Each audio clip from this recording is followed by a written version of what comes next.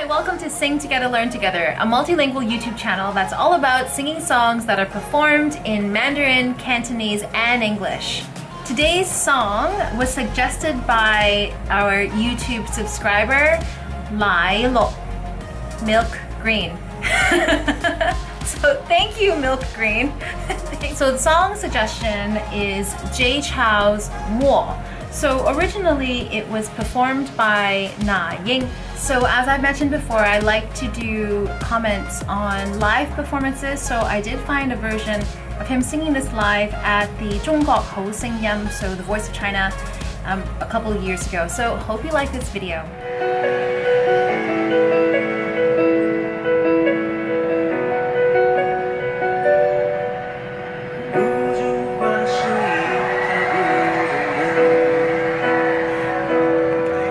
Okay, so I'm just going to give you some of my general feelings about Jay Chou.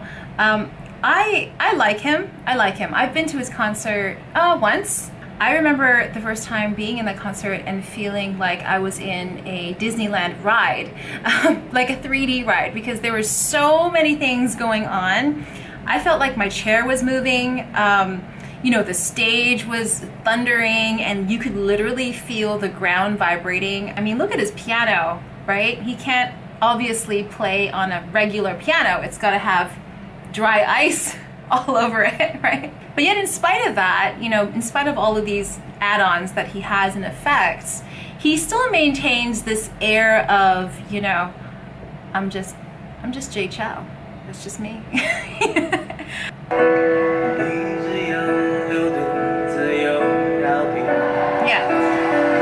Okay, so in terms of his voice, he has this very imperfect quality about it, and it's a good thing because it's not like a beautiful, pretty sound. It's definitely not, and it's not a conventional pop kind of quality either. It's very like that.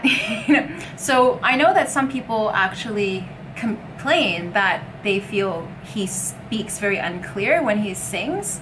I personally don't think that one goes to a Jay Chou concert to really listen to every single word that he says. I think that if you go to a Jay Chou concert, you probably already know all the songs off by heart, and you're probably there to check out other things. So he has this very pressed in tone about his voice, so it's the 人不知人不. He does it in a way that's still very relaxed.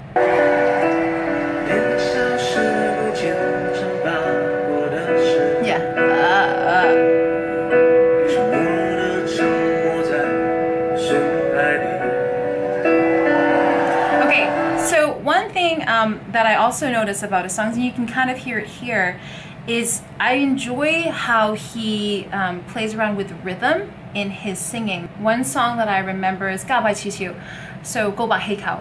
And that song, for a lot of singers, it's hard to catch that beat because there's a lot of upbeats on that song too. He's great with that. He knows how to sing his words so that they enhance the rhythm and the groove of the song.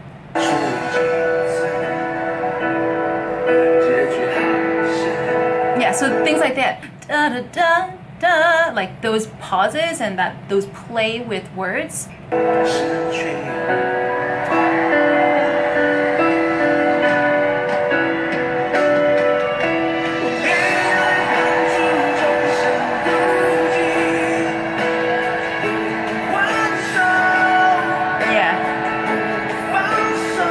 So he does use a lot of that vocal fry, that edgy texture in his voice, and by edgy I mean I guess the opposite of breathy. So you can hear that texture in his voice coming through here. Feng shou, those sounds, which works really well, I think, for his choice of music. I don't think that it would be quite as effective if Jay Chou was singing, you know, like a trained singer. That's not why you go and listen to Jay Chou.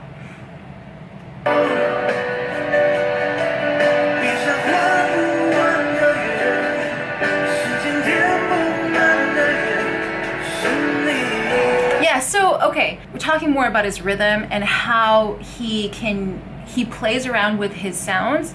And that's partly why I think that people feel he's unclear in the way he enunciates his words, because I think he's more focused on the effect, the sound effect that his voice makes in a song, rather than how clear it is. Dian bu man de yin. He's not necessarily forcing himself to say Tian bu man de yuan. You know, he doesn't need to do that. So that's an example of the way that he prioritizes the effect of the song and the effect of the way that the words are sung, as opposed to, you know, how perfectly he pronounces the words. I mean, some people, if they're being picky, they'd be like, oh, what did he say? Is that shen ni or what? You know, I didn't hear that. Again, I mean, it's Jay Chou.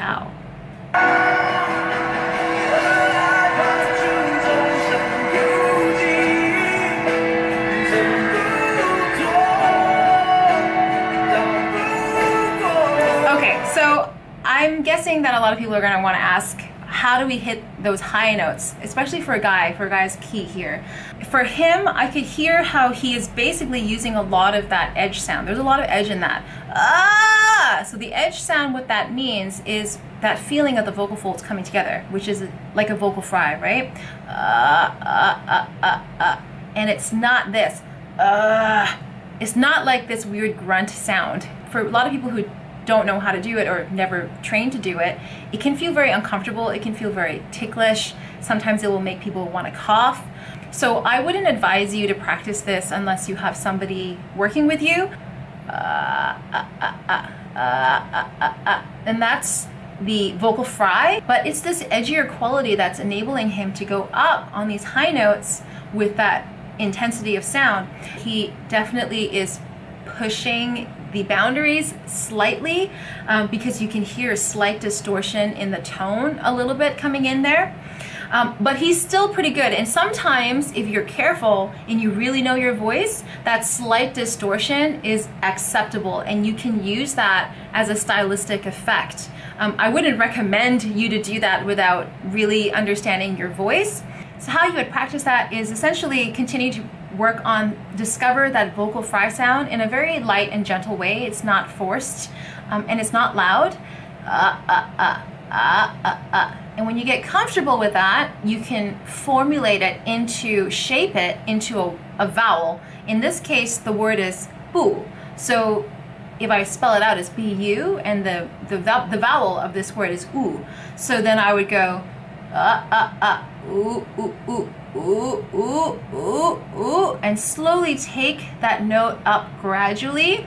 And if you start to hit a wall, like you feel like you can't get up, you can't ascend up the scale without really forcing and feeling a lot of tension in your throat, I would say stop. Then in that case, drop the key of the song. So definitely explore the boundaries of your voice, but don't push it. So you would use the vocal fry and put it in ooh, ooh, ooh, ooh, ooh, ooh, ooh. When you hit the note, around about that note, ooh, boo, to, boo. Then you put the B back in, boo, but keep the tail end of that sound, keep the same quality as the one that you were practicing earlier.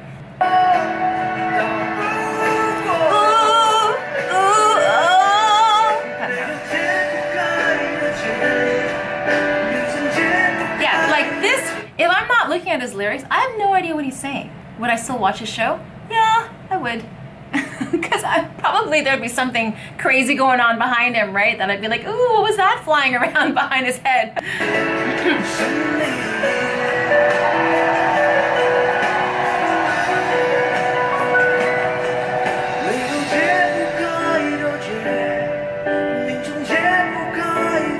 Okay, so that's interesting. He's playing around with the texture of his voice there. It's a bit more breathy. It's a bit more held back, and it sounds kind of cool in just for the variety of sound qualities that he's able to create.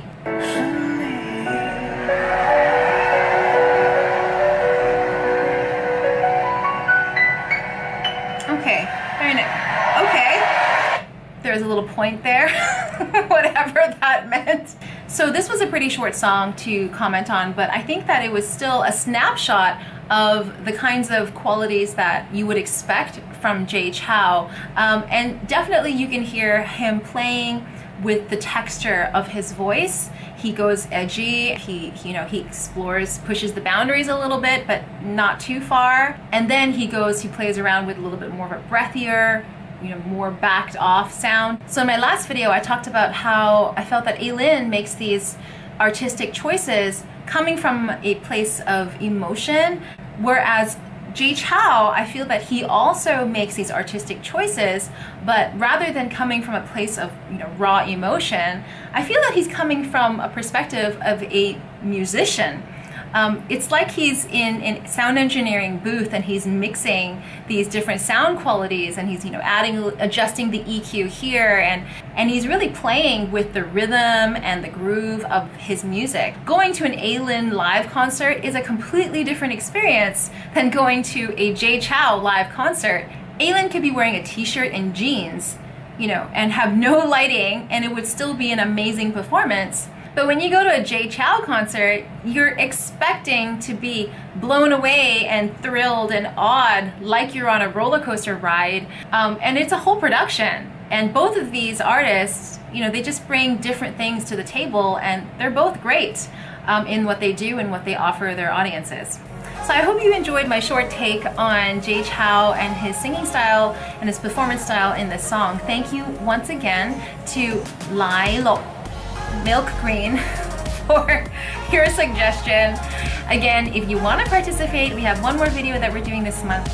And if I haven't already mentioned it yet, if your song suggestion was featured in any one of these videos this month, then you will receive a special Christmas gift from me. So don't forget to participate, like our Facebook page, send us a message on our Facebook page, a comment on what song you would like me to do. The song with the most likes will get selected for our last video for this month before the end of the year. So until then, see you guys next time. Bye!